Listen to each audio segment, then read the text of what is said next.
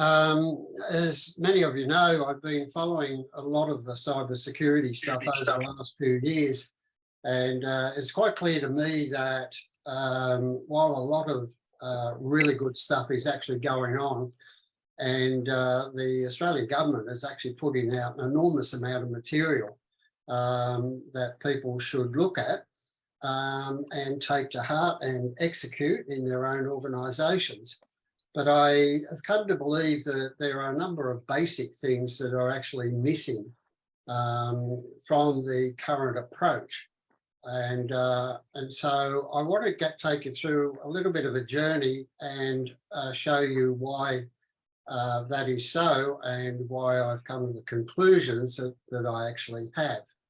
So I want to just go briefly talk about these sorts of things, our current complex and demanding world, 3 examples of shock and awe. I'm sure you probably had enough shock over the last 12 months. It's been unbelievable. Then I want to talk about what's missing from our current approach to security. Then how do you stack up? Then I'll talk a little bit about the holistic digital security framework that I've developed, and then we can talk about next steps. Now, I think we're all aware that over the years, the technology environment has become extremely complex. It's become a lot broader in terms of its capability, and it's also become far more complex in terms of depth. There are many layers of it. It's impossible for people to actually understand the whole environment these days. So broad is it. And this in itself causes a lot of vulnerabilities because of that complexity, that broad functionality and capability that people are taking up, and rightly so. But it does bring with it some downsides. First thing I'd like to do is really define what we mean here by cybersecurity and digital security. And everybody talks about cybersecurity, and there are multiple definitions on the net. And for the purposes of this presentation and for my framework, I think it'd be useful if I define them as indicated on the screen. Cybersecurity generally means, the hardware devices, the networks, the applications, the communication networks, mobile devices, IoT, and increasingly operational technologies as well. And generally that's considered the role of IT. And also CISO, which is the Chief Information Security Officer. Digital security I've defined as something a bit broader. It really includes privacy, it includes culture, social engineering, identity, operational technology, and that has a broader responsibility within an organisation. And as we'll see, there are gaps in terms of an organisation's view of what is digital security, because that's where we really need to put our focus. So it's Cyber Plus. Now, I want to talk about just briefly 3 examples, which I will try and summarise at the end of these 3 my assessment of what is missing from the organisations of these particular examples. So Maersk, you might recall, was attacked in 2017. It brought the company down worldwide. It was collateral damage in an attack on Ukraine by the Russians, or allegedly the Russians, who were seeking to destroy the Ukrainian financial system. It was a particularly bad event. It affected 130 countries. 3,700 servers destroyed and 49,000 desktops destroyed. It also took down their telephone system worldwide. And they had to use Facebook and Instagram to actually start communicating with their clients and also their staff worldwide. They've publicly disclosed that it cost them $400 million US. They couldn't use their backups. They had to rebuild everything from scratch. And unfortunately, they were saved by a power blackout in Lagos, Nigeria, where the data center was offline because there was a power blackout, and so it wasn't affected by the malware that was distributed throughout the rest of the organisation. Now, this is a pretty massive sort of organisation. The CIO, incidentally, had only joined the company 2 weeks before. Imagine waking up to, 2 weeks after you've started, you can probably hardly find your way to the front door, but he got faced with this. So that's one instance where, huge global attack. The next one is Merck Sharp and Dohme, now known as MSD in Europe. Again, they were affected by the same malware, and there was a global disruption with them. Their vaccine manufacturing plant got affected, and it was out for 12 months. They had to borrow hundreds of millions of vaccines from the US Federal Reserve to satisfy their clients. Their R&D facility suffered great losses and took some time to recover. There was one estimate that, one allegation from one of their staff who said they lost 15 years of research because their PC wasn't backed up. So their initial estimate was $800 million US. They tried to claim it on their cyber insurance, but they wouldn't come to the party, and they've sued them for $1.3 billion. It took 12 months to resume full operations. Now, that's just massive. It's just incredible that companies of the size of Maersk and MSD can be impacted to that extent. The last one I want to talk about is Lincoln College. It's a Black liberal arts college in Illinois. It's a fairly recent example, but last December they got attacked by ransomware. They paid the ransom of less than $100,000, but it took them a full 3 months to get the systems back online. The outage itself lasted 1.5 months, but getting the software and systems back took another 1.5 months. And during that time, they lost total visibility of their financial their financial situation, and also their recruitment and enrollment position. What happened was that they'd spent quite a lot of money on online teaching because of the impact of COVID on the college, and the ransomware and the resulting interruption and impact. When they finally got it back, they realised they couldn't survive, and the college closed on the 13th of May. And so they got visibility back in March.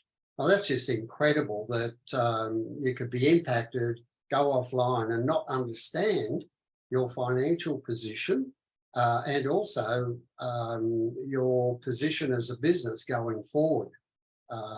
So that's the third one I would like to say. It's a smaller thing. Typically, these colleges in the US are fairly small. I know this from my days as at UTS and having visited a few education colleges over there. They would have had about 1,000 students. So it's not a big college, but that typically would be the case in a number of colleges in the US. So what have we learnt? Irrespective of what you do, you will always be vulnerable. And I remember a dinner at the Penn Hills pub one night with a couple of people who were online here about, how can these big companies fall so in such a way? Don't they have decent IT groups? One would think so. Do you think they follow NIST or, the Essential Aid in case you're an Australian firm? You wonder the same about, Medibank and Optus. But irrespective of what you do, you will always be vulnerable. It's well known in the security industry. It's not a matter of when, if you might get attacked, it's a matter of when. So there are many aspects to security, and I've talked about a couple of these. In the case of Lincoln College, security there, and every firm, you must be in a position to know your financial situation and your continuing viability. Now, to me, that is a security aspect. It's probably also talked about in terms of resilience as well. Security events cost more than you think. I have great issues with the cyber insurance industry at the moment, because it seems that the maximum you're going to be able to get out of them is $20 million in terms of cover, and then you'll have to also cover the first 10 million. So, it makes it makes it interesting as to whether you really ought to take any.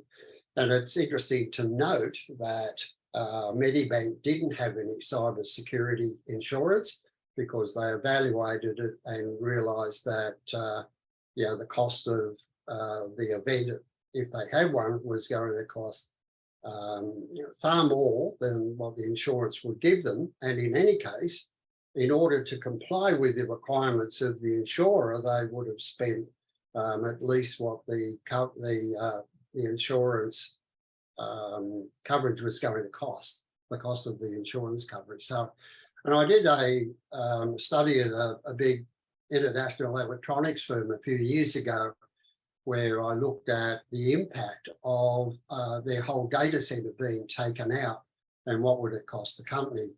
And at that stage, a worst case scenario was that they would lose 50% of their market share and take 5 years to recover. And also in dollar terms, it was exceeded $750 million.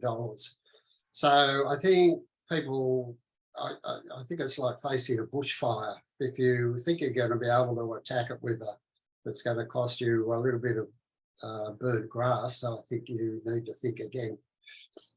Large target surfaces lead to large security events. And you can see that in terms of Maersk and MSD. The thing there was that their networks were so extensive, and that represented a large target surface. So once an attacker got in there, it led to a large security event. One of the other obvious things is that there's a lack of alignment with the management framework. Now, imagine you were the general manager of an R&D facility belonging to a pharmaceutical company. What would the R&D facility of, say, MSD be worth? It'd be hundreds of millions, if not into the billions, and yet had no say in, and just had to stand by while the impact took the R&D facility as well as many other parts of the company. Now, I think that when a delegation occurs from the CEO to senior managers, they are responsible totally for that unit, including its availability. Now, they also have a responsibility to other, what I call primary wealth producers, in that the goods and services and value that one unit provides to another needs to be available to them at all times. And but it also needs, security events in one unit need to be insulated from another unit. And so I think that, if it was me, I would have had infrastructure and architecture that was totally focused on R&D, another one on the vaccine manufacturing facility. So the other thing that's fairly obvious in these is the lack of focus on business impact in the case of an event. So what I mean by that is that, how can in fact, I just talked about it. You don't want an event in one particular part of the company to affect every other part of the company. But you also want to be able to reduce as an organisation wide the impact of an event. And I don't see a lot of focus in this particular aspect in most organisations. Now, and the illustrations I've given, and I've got a whole lot more, indicate that they didn't take steps to reduce the business impact of an event. And in fact, it went, worldwide. You can see the same thing with Medibank and Optus, and I've posed the question on LinkedIn about what do Medibank and Optus have in common with MSD and with Maersk? And the same thing applies. They have a large attack surface. And I remember a number of my colleagues have said, how did the whole of the Optus database get attacked at once? That's a large attack surface, a large target surface that they could break down into smaller databases, and so reducing the business impact in case of an event. There's obviously the lack of good IT practice, and that's really illustrated if it's true that a person on there who lost all their 15 years of research on their PC, that wasn't backed up, that's fairly obvious. We need to consider the worst case scenario, it's quite evident in the case of Maersk, for instance. When they went to have a look at their backups, they realised they were corrupt. And so they had to actually go back and rebuild their systems from scratch, including all their data. Now, you think the worst case scenario can't occur? Well, look at Maersk and Hydro and quite a few others. I could probably speak for hours on this subject. There's a lot of hubris in IT that people tend to get caught up in. And aligning yourself with what everybody else is doing is certainly not the best approach. You need to analyse your own situation and understand what is best for you, and don't necessarily take the pressure from suppliers who convince you that what they say is actually true. And you have to envisage the possibility of having to rebuild from zero, as Maersk did, and as a number of other companies have had to do, like Hydro and also the Illinois College, for instance. Now, I'd like to just paint up here a couple of analogies that illustrate the point that I'm trying to make. If we look at, we all have switchboards in our houses. And I've just dragged one off the web here, but we all know that our house is segmented into different circuits, and so when one circuit drops out, it doesn't affect the rest of the household, and that's basically what I'm saying in terms of how we need to structure our organisations and organise the architecture. It does allow, say, in this case here, the director of the kitchen to manage the availability of all the appliances in their particular sphere of influence and operations, and allows us to actually keep the rest of the house going while we're fixing one of these particular faults. As opposed to Christmas lights. And you might recall that occasionally, in the old days, if one light went out, they all went out, and you can see the analogy here between Maersk and MSD. They're quite dramatic, and I think this is a really good illustration, we're starting to see some discussion on the web now about segmenting organisations to enable better resilience and also to reduce the impact of security events. So what have we missed? I think there are two main things that we've actually missed. One is that we need an integrated approach to security. And I believe that boards would require a single security approach rather than getting 5 different approaches. I'm aware of organisations who have somebody responsible for privacy, one's responsible for data, and another one is responsible for cyber. I'm also aware that Dragos, who's an organisation who manage operational technology, in one of their recent reports said that there are quite a number of organisations, I forget the figure, it was about 30 or 40%, where nobody is responsible for operational technology security. And in quite a number of other cases, there's a lot of confusion between the people who manage IT and the people who manage operational technology as to who is responsible for security between those areas. Now, that is totally unacceptable in today's environment.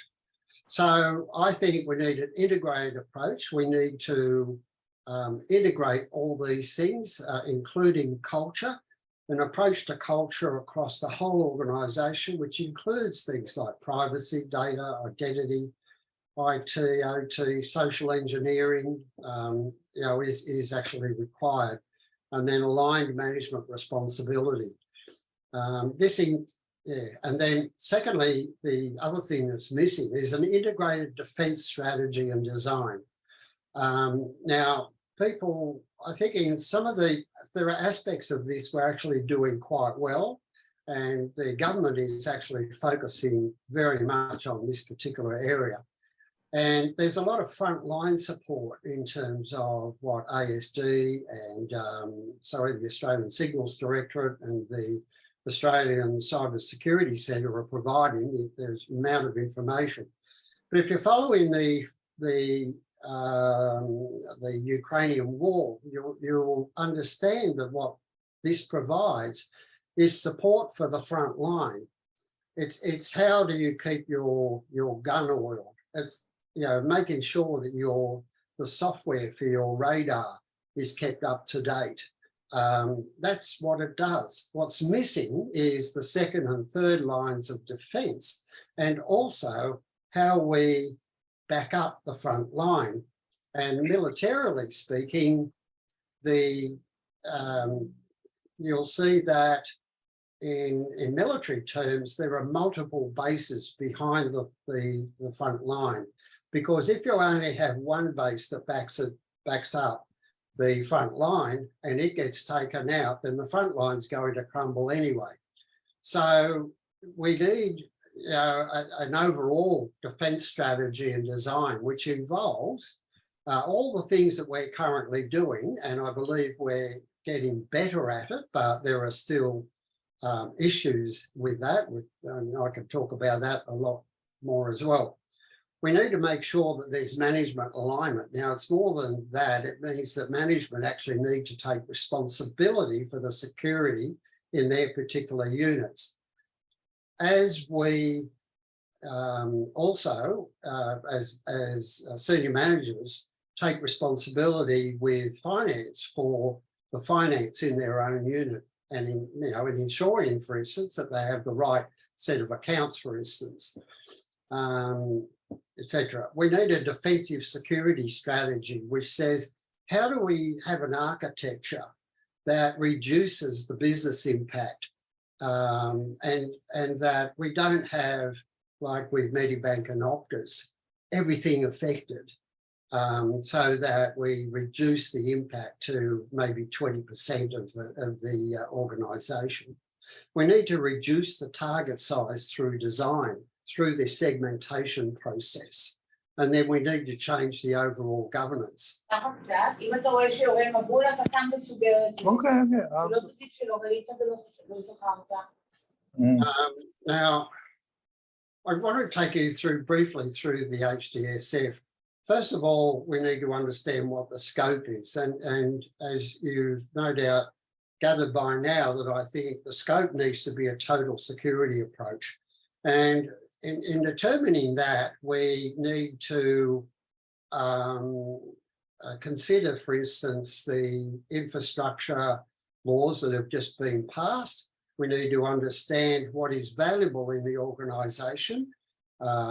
And quite often that might mean also understanding how the threats, what our attackers might be after.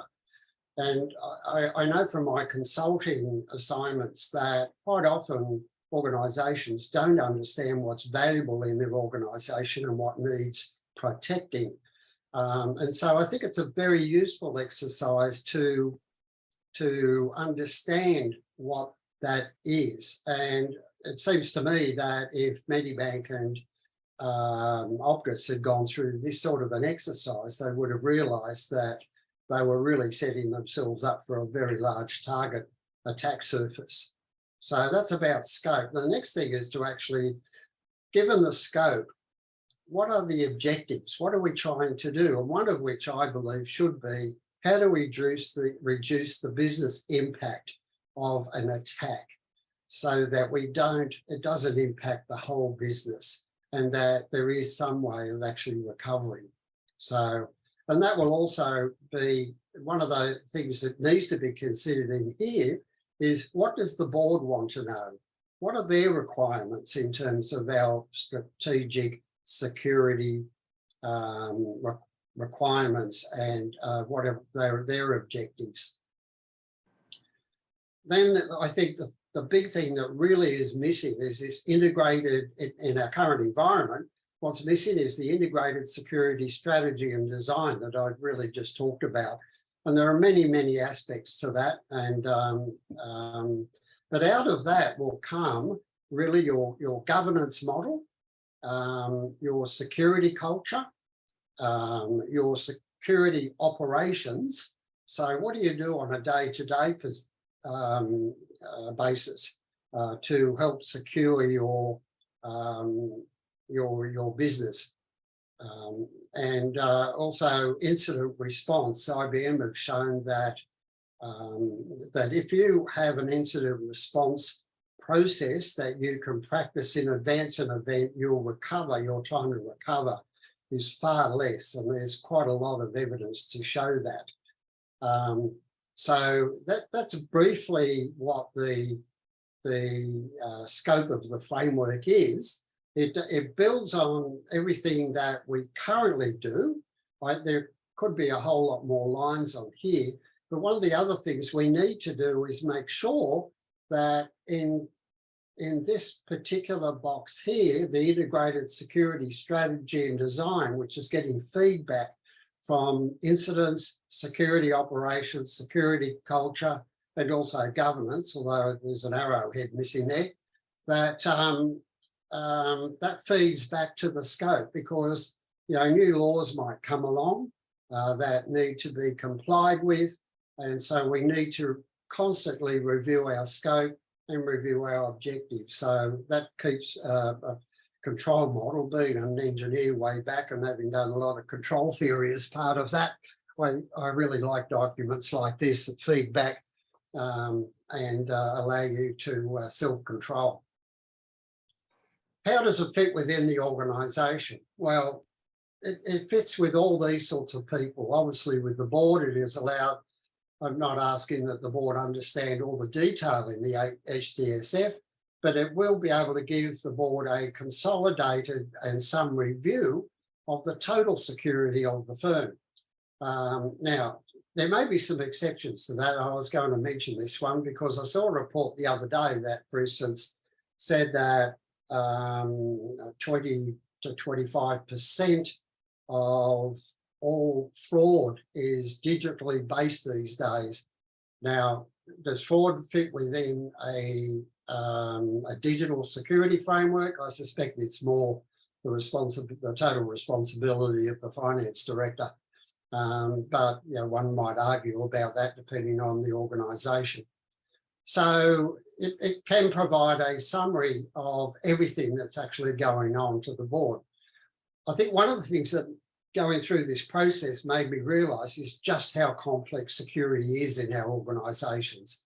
It is extremely complex, and unless we take an approach that is much more organisationally based rather than information based or IT based, then we'll continually have more and more attacks.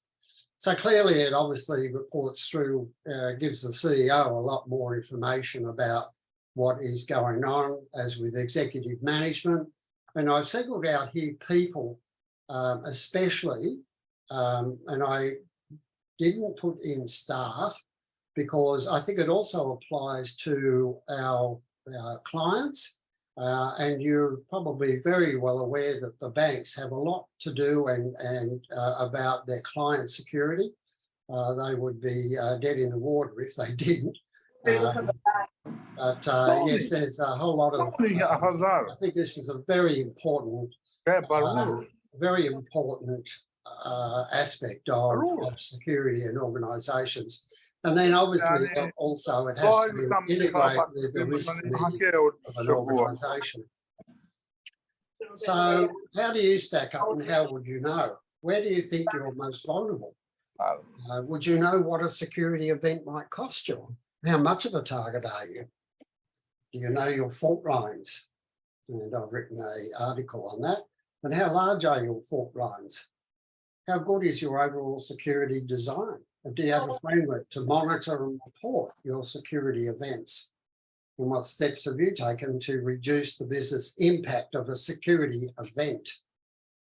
So what can an HDSF do for you? Most cyber frameworks should do these. They should develop a more resilient and robust security and your business. The only resilience that really matters is that of your business. It must integrate with your organisation's risk management process. It should identify security risks at all levels. It should develop a security culture across the company, and it should be contextualised for your organisation. There are a lot of firms out there who promise to implement security through an application. I mean, it's BS, I have to say. And you can't do that, and you need to maintain a security culture in your organisation, and you obviously need to monitor and report your security operations. So, what else can it do? I think this framework gives you a holistic view of security and a shared governance framework. It helps to reduce the impact of a security event. It aligns with your management framework. It gives a customised and flexible dashboard of all your security events and activities. It gives you visibility of compliance with laws, regulation and industry recommendations, and will help you prioritise, establish and monitor security projects across your security spectrum. And just on that point, when I talked about scope before, the scope there might also identify the priority of different parts of security in your organisation.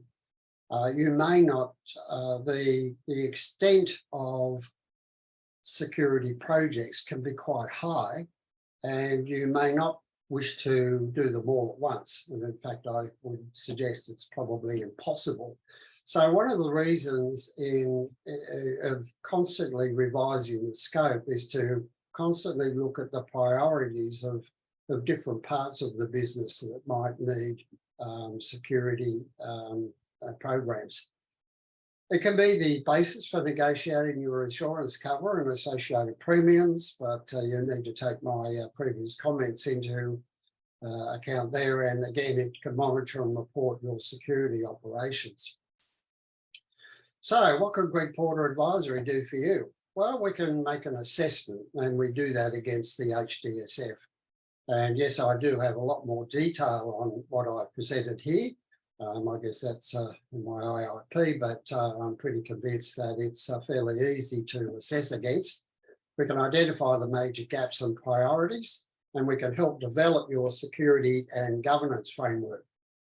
We can conduct regular independent reviews and reports for the board and CEO, and we can provide ongoing support for your security readiness, and also obviously provide seminars and workshops for boards, executive management teams.